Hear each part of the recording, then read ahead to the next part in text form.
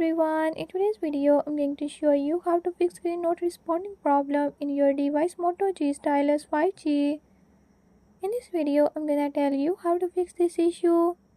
If you don't want to miss what's coming up, hit the subscribe button and ring the notification bell.